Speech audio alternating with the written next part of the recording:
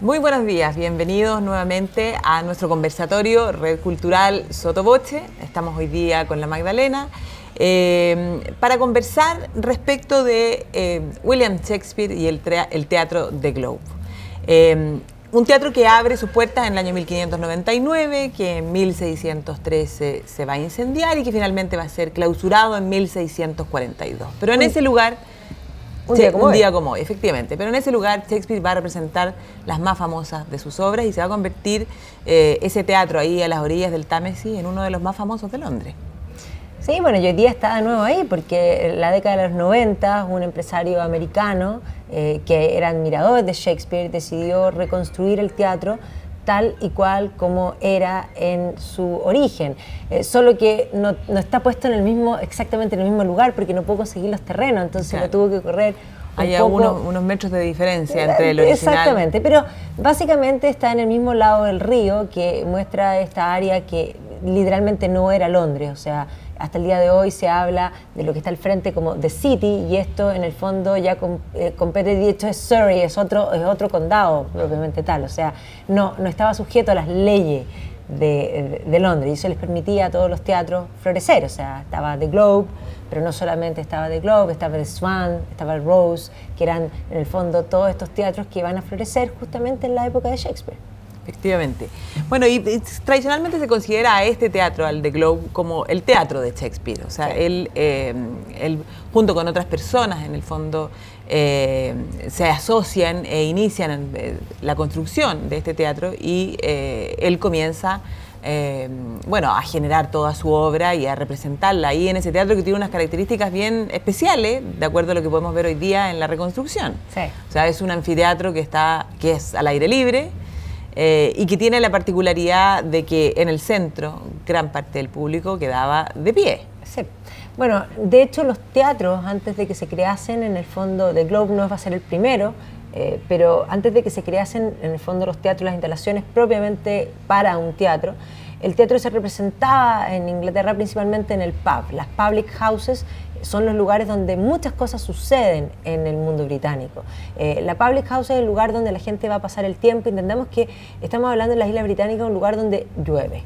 Sí. Y llueve cantidad, o sea, efectivamente el pub es un lugar de refugio donde se canta, donde de alguna manera se representa y muchos de estos pubs tenían en el fondo como unos patios abiertos y por eso en el fondo tenían segundo piso y en el patio se hacía representación. Entonces el teatro que se construye después tiene esa misma idea, porque además es curioso pensar con la lluvia que el teatro no tenga techo en el centro, porque esa gente que está de pie no solo está de pie, está bajo la lluvia. Y entendamos que el concepto de lluvia es algo constante y permanente. Nosotros ahora venimos recién de estar trabajando, ¿no es cierto?, allá a las 2 y de verdad es una cosa... Nos tocó lluvia. Nos tocó mucha lluvia. Sí. Entonces nos cuesta entender que de alguna manera, teniendo en cuenta ese clima, lo hayan hecho abierto, pero es parte de esa tradición. Y además hay que tener otra cosa en cuenta, o sea, a los británicos en general no les complica la lluvia. No, están más que acostumbrados. Sí, tampoco tienen el problema ni siquiera del pelo, que es el problema nuestro permanente con ese tipo de clima, sino que es parte digamos, de la normalidad. Es normal. Cuando las cosas pasan a ser normal, uno deja de preocuparse de ellas. ¿Ya? Entonces, se construyen los teatros replicando, en el fondo, este concepto de los pubs de patio abierto.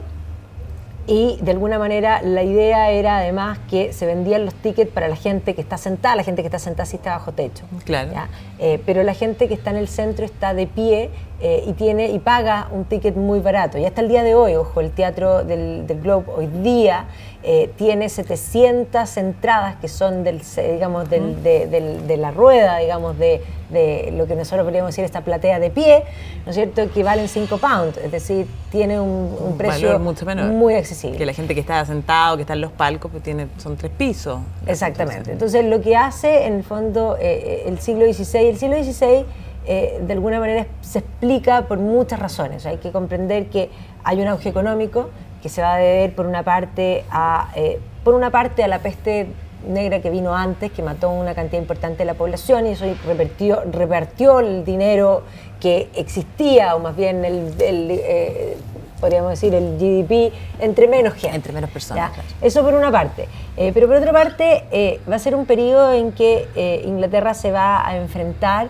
después de la reforma, principalmente a España, y en estas guerras, que después se va a tornar una guerra comercial, va a ser el gobierno de Isabel I la que va a fundar las compañías comerciales, y eso va a cambiarle el estatus a Inglaterra. O sea, Inglaterra debe ser un reino, sí, pero siempre fue un reino, pero no un reino de mayor importancia dentro de Europa. Hay que entender que previo, pensemos en el gobierno de Enrique VIII, que es el que hace la reforma, España es mucho más importante, y Francia también, y el Sacro Imperio también. Sí, sí. Por lo tanto, era un reino, sí, europeo, pero no un reino mayor. No de primer nivel. No de primer nivel. Y va a ser este mundo comercial el que le va a cambiar el pelo. Y ese flujo de dinero, digamos, ese auge económico que va a llevar a Isabel I a hablar de, en el fondo, de splendid desolation, lo que va a permitir que también surja y crezca el arte. O sea, Shakespeare nació en el momento preciso, porque la verdad es que si hubiese nacido en otro momento, probablemente habría terminado trabajando con su padre, porque su padre era fabricante de guantes en Stratford-upon-Avon. Stratford-upon-Avon es un pueblo que está en el fondo hacia el norte, pequeño. El padre, uno dice fabricante de guantes, suena poca cosa, pero no, el fabricante de guantes era alguien muy importante en el pueblo. El guante era algo fundamental, y volvemos al punto, pensemos en el clima, pensemos en el fondo en una sociedad previa a la revolución industrial. Claro. Por lo tanto, es más, su padre va a llegar a ser incluso alguien importante pues, en el gobierno de Stratford-upon-Avon. Van a llegar a tener una posición importante, la familia. Bastante importante, además se va a casar con Mary Arden, que es de una familia católica. Bueno, eran todos católicos antes de que Enrique VIII decidiese romper con la iglesia por razones personales, principalmente movido por la lujuria. O sea, pero entendamos que en el fondo Inglaterra era católica, la familia de Arden eran católicos, la familia de la madre de Shakespeare tenía unas tierras, digamos, en el campo cerca de Stratford-upon-Avon, por lo tanto una familia de una clase media bastante acomodada, digámoslo así. Y si Shakespeare hubiese nacido en otro minuto, habría sido aprendiz del padre y habría seguido haciendo lo mismo. Pero en el fondo habían oportunidades, independiente que Shakespeare tiene una vida bastante genial, porque él en el fondo joven se va a enamorar de Anne Hathaway, que bastante se llama mayor que él, sí, que bastante mayor que él, que además se llama igual que la actriz. Entonces, de hecho hay una foto que aparece la actriz Anne Hathaway abrazando a Shakespeare como diciendo, este es mi marido, y con toda razón, porque es curioso, que es mayor que él, y van a tener 3 hijos, y ya en el fondo teniendo a los hijos y teniendo en el fondo ya una vida en Stratford-upon-Avon, él decide salir y irse a Londres. Y en rigor abandona la familia, se va a Londres y llega a un Londres que tiene todas estas características por el comercio, y por lo tanto está el Londres isabelino, un lugar donde literalmente todo estaba pasando. O sea, pensemos en un joven Shakespeare que de alguna manera de vivir como padre de familia, con una mujer mayor que él, en el fondo va a llegar a un Londres donde pasan muchas cosas, y evidentemente se va a asombrar. No era el único, habían varias empresas de teatro. Se va a encontrar en un periodo en que efectivamente hay varios escritores, entre ellos Marlowe, que va a ser muy talentoso, y Marlowe y los llamados, en el fondo, University Wit, en el fondo son gente que había estudiado en la Universidad de Oxford y de Cambridge, en el fondo, y que tenían estudios superiores. Shakespeare tenía una buena educación, había ido al colegio, es verdad, y entendemos en una época en que los colegios no estaban todavía, no eran algo regular. No, claro. ¿Ya? La gente normal no iba al colegio, pero Shakespeare va a ir al colegio, sí. Va a tener una formación principalmente en classics, pero no va a ir a la universidad. Claro, y esa es una de las razones de algo que es inevitable conversar, de que existan en el fondo autores que plantean que Shakespeare no tiene la educación por el hecho de no haber ido a la universidad para haber creado las obras que lo convierten en el más grande de la literatura, o sea que no tenía los conocimientos necesarios. Y ahí se elaboran una serie de teorías de quién es verdaderamente Shakespeare, o sea, de que... Exactamente, esas teorías hay varias circulando con varias alternativas. Y como siempre yo me río, digo, alternativa 1, el verdadero Shakespeare es, unos dicen Marlowe, pero Marlowe murió antes, por lo tanto, fuera. Otros dicen que era el propio Francis Bacon. ¿Ya? Es más, Francis Bacon va a llegar a ser incluso primer ministro y es el padre del empirismo, no voy a estar preocupado de escribir obras de teatro. Entonces necesitaba un otro nombre para hacerlo. Claro. Pero sí tenía la formación intelectual. Bacon, aparte de que tenía una familia muy intelectual, un padre que era el guardián del sello de la reina, por lo tanto una posición acomodadísima, va a estudiar en la Universidad de Cambridge, o sea, tenía todos los pergaminos para hacerlo. Y el otro es el marqués en fondo de Southampton, el Earl of Southampton, que va a ser el gran patrono de Shakespeare y que algunos han planteado, y de hecho la película Anonymous usa esa teoría de que en el fondo es él el que no podía aparecer escribiendo obras de teatro, claro, y que de alguna manera inventa a este personaje. Y hay otras menores, pero esas son las principales que están circulando. Ahora, yo en mi postura, y habiendo estudiado a Shakespeare y habiendo leído a Shakespeare, lo primero que hay que decir es que verdaderamente Shakespeare es un mundo. Es asombroso ver que uno puede aprender de la vida y de la naturaleza humana solo leyendo Shakespeare. Claro. O sea, es más, si uno me dijese cambiemos el currículum escolar de los niños y dediquémoslo a que solo lean Shakespeare durante un año, probablemente les enseñamos las lecciones para la vida en muchas áreas. ¿Ya? Y eso es absolutamente, él es un hombre sabio que va a entrar en muchas aristas. Claro, y además, es parte de la genialidad que tiene. Es un genio, y además no solo es un genio en lo que dice, sino en cómo lo dice, en la belleza del lenguaje. Efectivamente, cuando se lee a Shakespeare en inglés, porque a Shakespeare hay que leerlo en inglés, si no se pierde gran parte, porque la musicalidad del lenguaje es una cosa impresionante. Pero si de alguna manera para hacer eso hay que tener esa formación, necesariamente, esa es mi pregunta, negamos la posibilidad de la genialidad humana. Y por lo tanto, y hay varios que no existirían. Si Leonardo no sería, Leonardo no fue ni al colegio. Claro. O sea, ni siquiera tuvo la formación primaria. Sí, aprendió a leer en su familia, nunca aprendió latín. Por lo tanto, tampoco era un lector de obras importantes porque no leía latín, no hablaba latín. Leonardo, por una parte. Charles Dickens. Dickens fue 2 años al colegio y nada más, tampoco fue a la universidad. Y no podemos decir que Dickens era mal educado. Existe algo que la gente ha olvidado hoy día que se llama autoeducación. Y la autoeducación es probablemente lo que más motiva a las personas. Porque las personas cuando aman lo que hacen no necesitan ni obligarles, ni ponerles una prueba, ni pagarles para que lean eso que les gusta. Cuando a uno le gusta algo, uno lo lee y es más, uno sigue buscando. El hombre tiene un hambre por saber y por conocer y por buscar. Y de alguna manera Shakespeare es parte de eso. Hoy día tenemos esta obsesión de que ser académico es lo más importante. Y que si uno no tiene los pergaminos, es más, cuando nos miran a nosotros te dicen, bueno, ¿y tú qué? Entonces, efectivamente, nosotros estamos entre medio porque sí, tenemos la carrera académica, pero hoy día, de alguna manera, el academicismo obliga a escribir artículos indexados para ganarse puntos, y eso es lo que te hace competir, no ser más sabio ni hacer mejores clases. Claro. Entonces, hay un montón de académicos llenos de pergaminos que son pésimos profesores y que no son maestros, ¿ya? Y que tampoco necesariamente aman lo que hacen, sino que están compitiendo entre ellos y mirándose los ombligos entre ellos, que es un poco ese mundo, ese es el mundillo que ha generado estas teorías. Claro, y que genera estas teorías y duda de la autenticidad de... Yo creo que Shakespeare era Shakespeare y que sí, era el hijo del fabricante de guantes de Stratford-on-Avon, que además no va a ser solamente un genio en su escritura, sino que además va a ser un buen empresario, porque va a llegar a ser un empresario teatral, va a llegar a ser dueño del The Globe, y obviamente que el escribir las obras y el escribirlas bien hacía que el negocio le fuera bien, y por lo tanto encuentro que es doblemente admirable, porque tiene esa capacidad de gestión que es tan necesaria para los intelectuales. Hoy día los intelectuales piensan que ellos son los que tienen que pensar y que otros tienen que gestionar. Y Shakespeare fue todo. Juntaba los dos mundos, lograba ser empresario y además el creador, el dramaturgo, el poeta, el actor. Exactamente. Tal vez lo que le faltó es haber sido un buen padre de familia y un buen marido. Va a volver a su casa tardíamente, va a morir de hecho en Stratford-on-Avon, ahí está enterrado.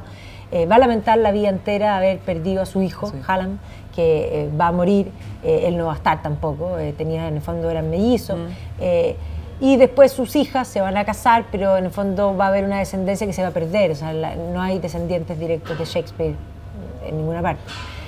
Pero efectivamente él probablemente en ese tiempo que volvió a su casa va a tener de alguna manera arrepentimiento, podríamos decir, de no haber estado lo suficientemente presente, sobre todo teniendo en cuenta el nivel filosófico en el que él se movía, el de entender la naturaleza humana, de haber tenido, yo no necesito conocerlo para saber que tiene que haber tenido ciertos cargos de conciencia, remordimiento. Sí. Bueno, y también murió muy joven.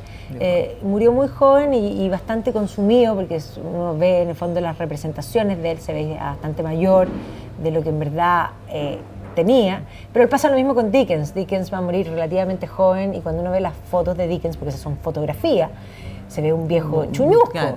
Y la verdad es que, claro, Dickens dormía 2 horas y probablemente Shakespeare también.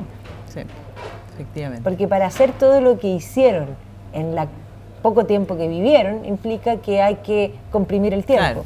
Claro, y además que cercano a los años de la muerte de Shakespeare es que se incendia el teatro, pues es en 1614 se le desarma el negocio. Claro, pero 2 años después vuelven a levantarlo y él muere Claro, o sea, él va a lograr en el fondo, porque de hecho él, una de las cosas que hoy día se plantea es que sabemos que su familia era católica, pero que Shakespeare habría permanecido católico, algo que les molesta muchísimo a los llamados libres pensadores, porque en el fondo todos se quieren apropiar de Shakespeare, ¿ya?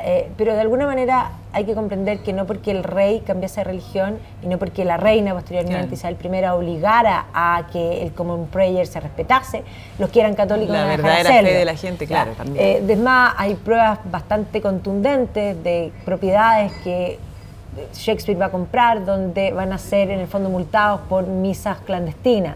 Entre otras cosas, el padre va a tener multas también por lo mismo. Entonces hay varias pruebas que muestran de alguna manera digamos esta realidad, que Shakespeare habría sido un católico.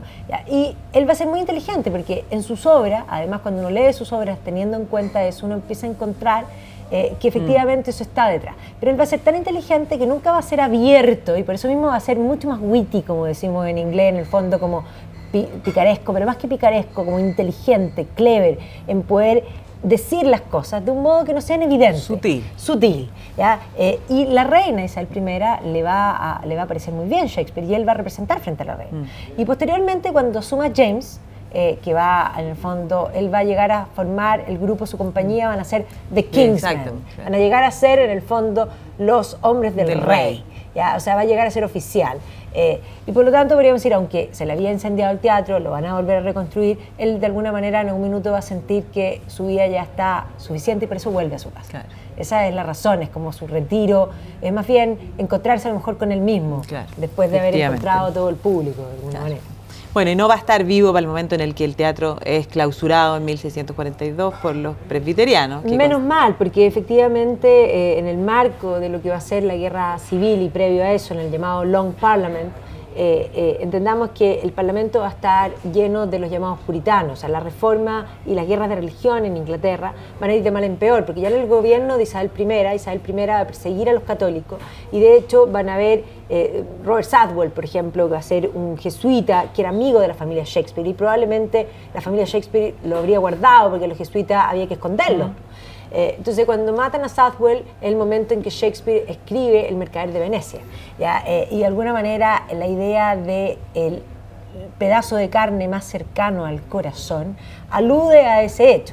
Ahora, Shakespeare no alcanzó a ver que esta situación religiosa va a ir de mal en peor, porque efectivamente los puritanos y principalmente los covenanters escoceses, de la línea en el fondo presbiteriana, es decir, de corte calvinista, van a radicalizar cada vez más la iglesia.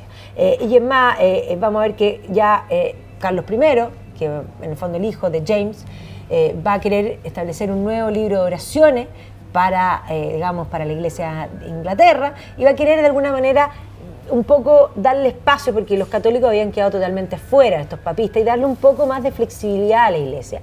Va a nombrar un nuevo obispo, y este obispo, arzobispo de Canterbury, y este arzobispo va a establecer nuevos obispos, y lo primero que va a suceder en Escocia es la llamada Guerra de los Obispos.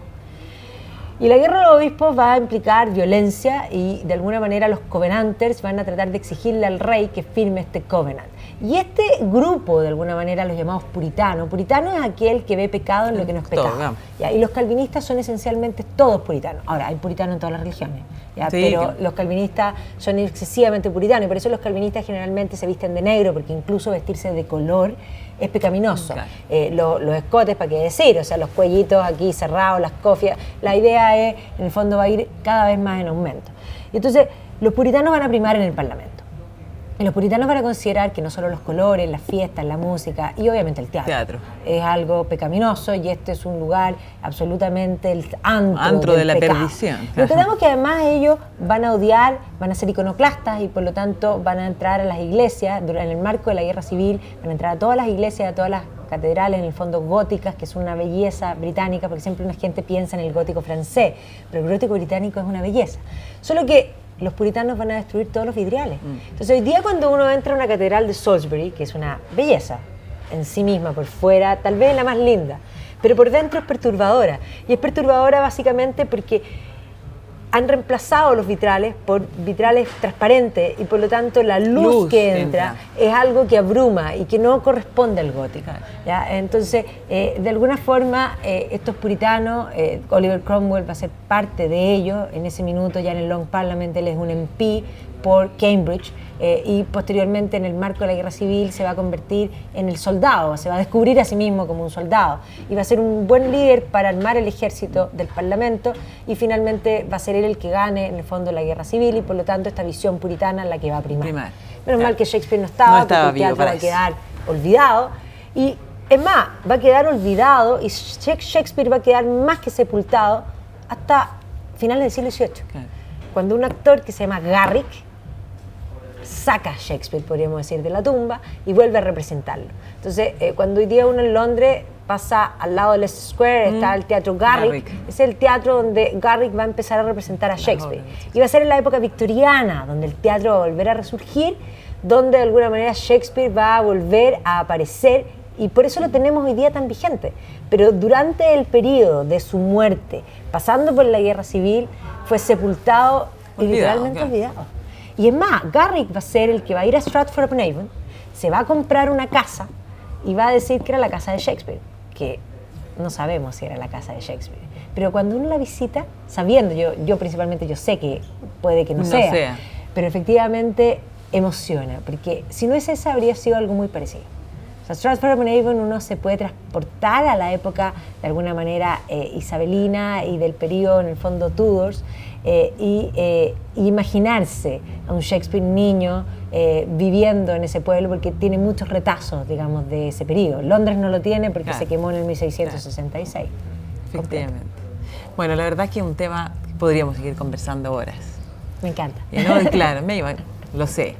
Al igual que podríamos hablar en alguna otra oportunidad más en detalle de lo que significa Oliver Cromwell para la historia de todas las Islas Británicas. De todas maneras, no es mi amigo, te lo digo, no lo quiero para nada. Reconozco que el Parlamento va a imponerse por sobre el rey y que de alguna manera tiene el mérito de profundizar la democracia, podríamos decir. Pero yo no creo que esos méritos de alguna manera tengan que celebrarse cuando los costos digamos, a los que se llega, digamos, y sobre todo en vidas humanas, son tan altos. Así que no lo quiero, es un fanático, no me gustan los fanáticos en general. Bueno, los esperamos la próxima semana en un nuevo conversatorio de la Red Cultural aquí en el restaurante Sotoboche. Nos vemos.